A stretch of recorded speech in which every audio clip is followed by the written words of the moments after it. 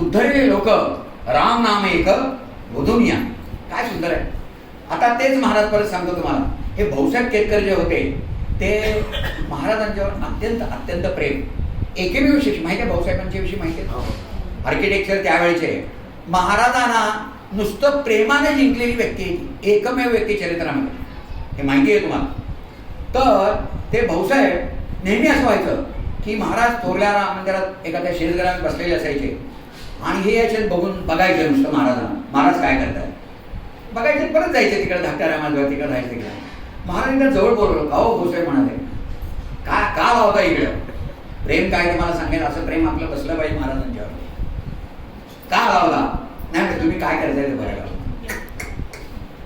असं सहजतेने तुम्हाला म्हणजे सहज. आता त्या खोलीत असेल, फोटो इथं खोलीत बाहेर आहे, सहजतेने बाहेर या, सहजतेने नमस्कार करा, महाराजांच्या फोटोवर हात फिरवा.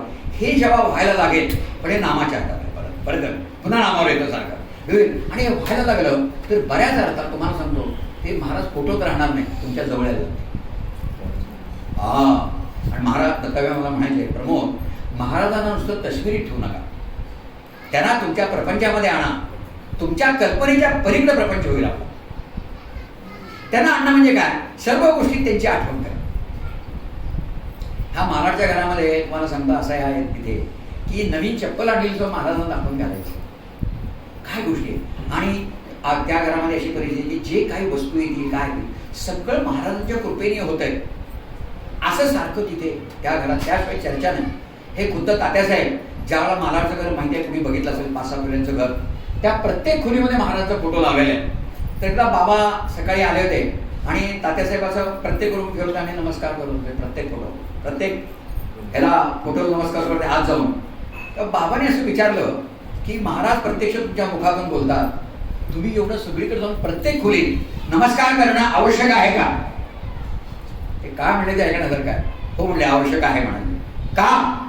मी महाराजांच्या घरात राहतो ही जाणीव सतत टिकावी.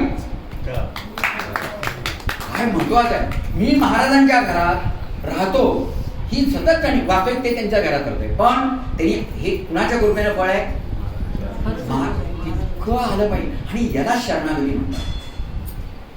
यामध्ये काय होतं की कधी कधी तुमच्या आता भाऊसाहेब कसे नेहमी आनंदी असायचे, प्रसन्न असायचे नेहमी. जसं प्रपंच मुनी नासका विवेके करावा नेटका आलं होतं ना. तर हे जेव्हा बाबा नेहमी त्यांना दासबोध वाचून दाखवायचे तेव्हा असं बोलल्यानंतर ते काय झालेले, भाऊसाहेब म्हणजे थांबा. काय म्हणाले, थांबा.